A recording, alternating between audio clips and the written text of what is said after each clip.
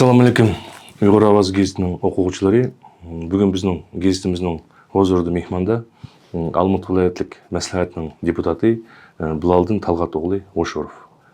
Huzurimizga xush kelibsiz. Alaykum assalom, rahmat. Bilaldin Talg'at o'g'li sizlar mana bir ayilda ikki deputat maslahatning. Siz o'zingiz Almut viloyatlik maslahatning, o'g'lingiz Ziyoddin Almut shaharlik maslahatning deputati. Bu albatta kutilmagan voqea bo'ldi biz uchun. Şu vaqtda saylanish oldida qanday o'yda bo'ldinglar? Saylanib bo'lgandan keyin o'sha o'zingizning xalq bergan va'dalaringlar o'rnalyotamdi? Armonlaringlar, maqsadlaringlar amalga oshyapti? Endi deputatlikka kelsak, haqiqatan mening uchun o'zgarishlar bo'lmadi. Men deputat bo'lishning oldin qilgan ishlarni deputat bo'lgandan keyin davomlashtiryapman. Endi o'g'limga kelsak, uning uchun haqiqatan yangi bir yo'l ichadi desam xatolashmayman. Chunki o'g'lim yosh, chet ellarda uzoq yil turib o'qib kelgan. Xalqning ishchidan bo'layotgan ishni bilmaydi desammi xatolashmayman. Hozir mana bu kunda jamiyat ishlarga aralashib, xalqimizning qanday turmush surayotganini, qanday savollar, qanday problemalar borligini o'z ko'z bilan ko'rib, shu ishlarni yechadiganga harakat qilyapman. Endi Bilaldin Talg'at o'g'li, xalqimiz sizni betilgan, tonilgan biznesmen, mesenat sifatida yaxshi taniydi. Sizning shu biznesga kelishingiz zaman talabimi yoki tasadduqmi? Shu to'g'ri depasangiz. Mening biznesga kelishim, men o'ylayman, u hayotning Talabi shunday bo'ldi. Shunday bo'ldi deb o'ylayman. Mushkilasiz har bir odam oila qurgandan keyin oilani o'stirish, beqish yo'lda tijorat bilan shug'ullanish kerak deb o'ylayman. Tijorat bilan bo'lsin, yoki bir yerda ishlash kerak bo'lsin. Birinchi mana shunday qism deb o'ylayman. Zamon talabi shunday bo'ldi deb o'ylayman.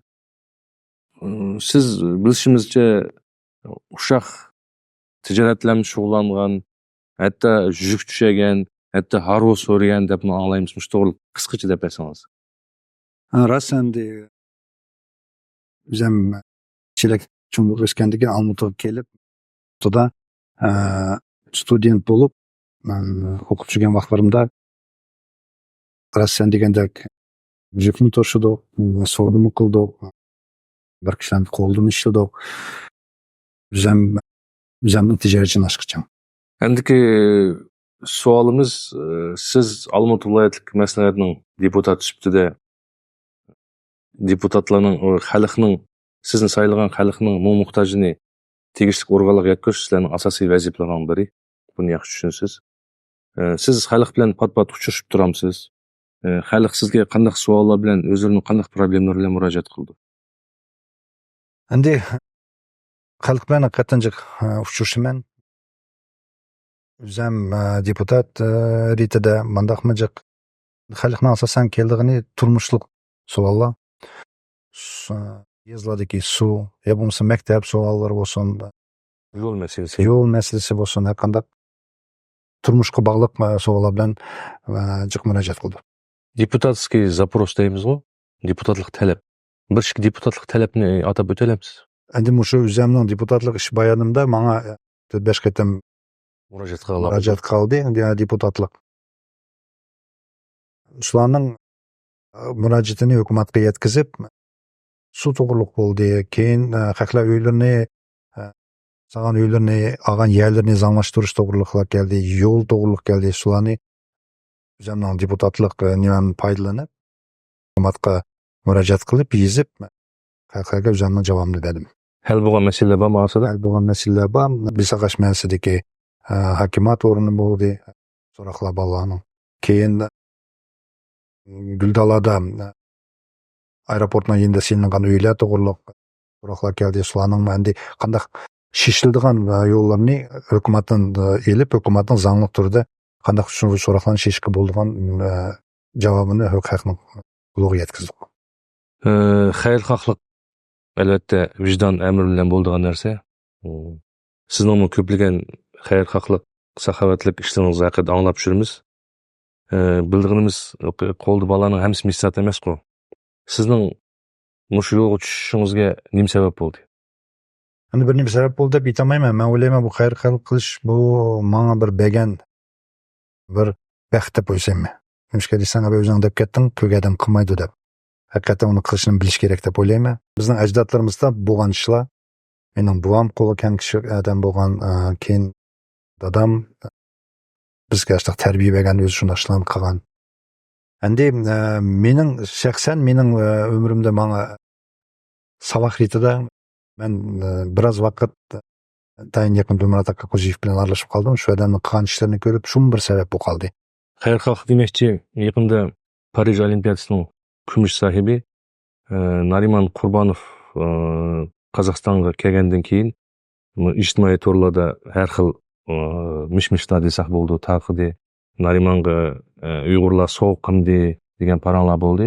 Biroq o'tgan sizlar bir necha biznesmenlar yig'ilib Narimanga 2 bo'limlik patar sovuq bo'lgan. Bu shu gaplarni olgandan keyin paydo bo'ldimi yo uning oldida sizlar shuni rejalab qo'yganmi? Endi mumkinchilikdan foydalanib Nariman Qurbonovni, butkul qozoq xalqini yengish bilan tabriklayman. Haqiqatan biz hammamiz xo'shalligimiz cheksiz bo'ldi. Uni tabriklash shu bir dil o'yimizga keldi. Manga jiqeladin xabar balla chiqib, qanaqamiz, qana uyushtiramiz degan savollar jiqeladin keldi. Biz endi aqlarimizni kutdik rasisa.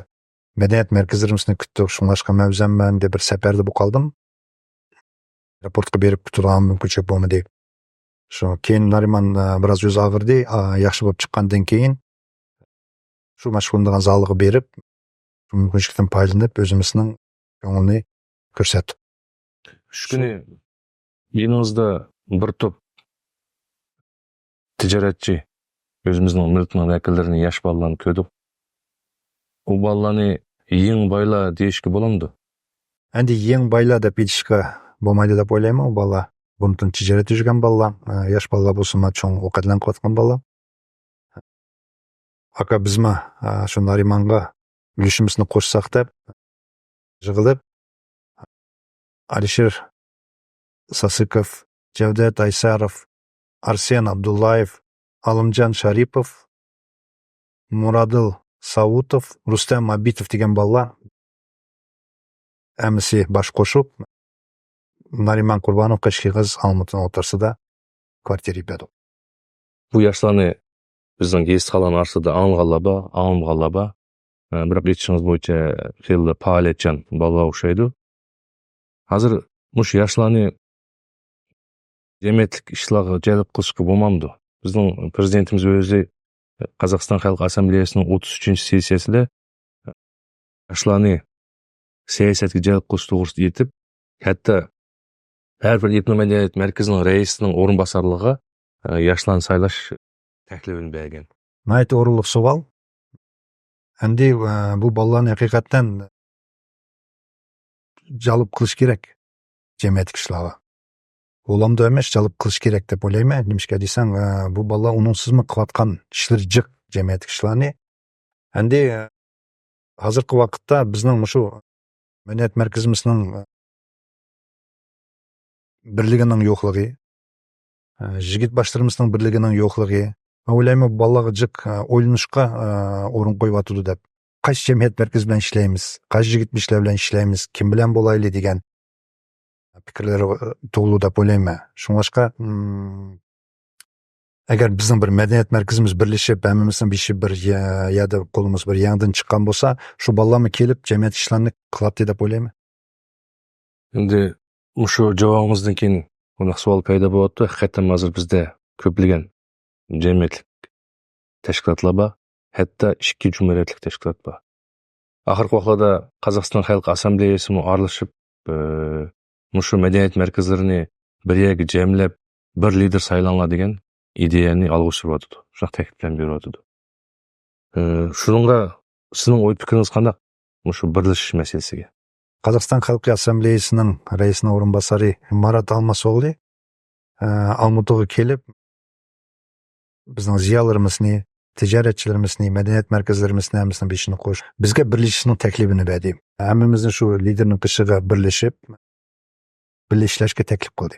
Endi bir shu yig'inda shaxsan o'zim bo'ldim. Meni deputat etib chaqirgan. Bizning madaniyat markazlarimizning ichidan birisi shu yig'inga qarshi chiqdi. Bugungi kunda men shaxsan o'zim o'ylayman, yig'in qilish kerak. Saylam o'tkazish kerak, bir liderni saylash kerak. Hozir bizga Marat Almaso'g'li o'zim aytib ketdi. Koreys xalqini, Tungan xalqini bizga misol keltirib ko'rsatdi. Qanday madaniyat markazlarini birlashtirib, hammasi bir jamiyat birlashmasiga bir bo'lib ishlayotgandek. Biz nima shundoq ishlayotganda mumkinchiligimiz bo'lgandan keyin bizni mashtaq ishlarni birlashish so'radi desammi, xatolashmayman deyman. Agar hozir tushunishlik Marat Almaso'g'li bir ishchi to'pini qurib shu yig'inda ishchi to'pini qurib joy-joylarga berib yig'inlarni o'tkazib, undan keyin Uyg'urlarning umumiy yig'inini o'tkazib bir lider saylanadi degan taklifini berdi sizlarga. Agar shundoq umumiy yig'in o'tsa, shu bir tal bizning beshimizda bo'lgan madaniyat markazining raisligi o'zingizning nomusingizni ko'rsatamiz. Endi bu so'roqning o'rni bor. Men 2011-yili Abdulla Mushurov boshqargan shaharlik madaniyat markazining birinchi o'rinbosari bo'lib ishib mandim. Biroz vaqtning ichida mening yoshligimni men o'zimning bu ishga tayyormasligimga ko'zim yetdi.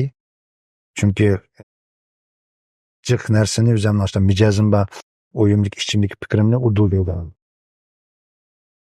Keyin bundan keyin endi o'yim keldi, men shu ishlarni madaniyat markazsizmi bu qilayotgan ishlarni qila olaman degan o'y kelgan, fikr kelgan. Chunki bu ishlarni o'zimning mumkinchiligim boricha qilib kelyapman. Biroq oxirida shu Marat Azilxon o'g'li bizni jiqqandan keyin bizning jamiyatlik birlashmalarning bo'lib qolgan jag'diyini ko'rib, o'zim savol qo'ydimda. Balki men qaytib kelishim kerakmikin? Xalqimiz uchun biroz emgak qilib, o'zimning 13 yilda topgan bilimimni xalqqa bilish uchun xizmat qilsam durust bo'larmikin degan o'y keldim. Chunki vaqt degan tez o'tirgan, mana 13 yil birdamda o'tib ketdi. Yana bir 10-15 yil o'tib ketsa, keyin yeshim cho'ng bo'lsa, nemishga shu vaqtida men shu ishni qilib xalqni birlashtirgizmadim, keyin nima uchun xalq uchun xizmat qilmadimmikin degan o'y keyin meningda bo'lib qolsa, men shundan o'kinib qolmay degan o'zimga o'y keldida. Shuningdek, agar haqiqatan demokratik asosda yig'in bo'lsa, men o'zimning nomzodimni qo'yma deb o'ylayman. Hozir o'zingiz deyapsizmi mana? Marat Almaso'g'li o'tkazgan yig'inda liderlarimizning birisi qarshi bo'lgan birlashish masalasiga biz o'zimizning ishini deb ketibamizmi, shundoq qilmoqmiz deb. Bular ikki markaz bor biz jumhuriyatlikka. Bular agar yig'in o'tkazmasa, saylam qilishni xohlamasa, yana birlashishning qanday yo'llari bor deb o'ylaysiz? Agar bir şey deyip ketgandek madaniyat markazlari bizniki bir yerga yig'ilib yig'in o'tkazolmay qolsa, bir liderni saylamay qolsa, biz Burg'on aka Ro'zaxonov boshqargan inoyat jamiyatlik birlashmani qaytadan jonlantiramiz degan o'yimiz bor.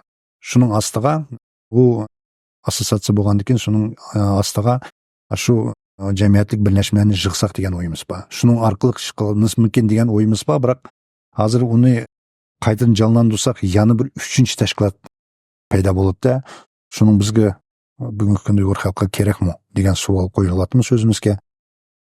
Boshqa biz hozir shu mumkinchilikdan foydalanib jamiyat ishlarida yurgan aqlarimizga, hadlarimizga kim jamiyat ishida yurgan bo'lsa, shaxsiy manfaatini o'ylamash kerak deb o'ylayman.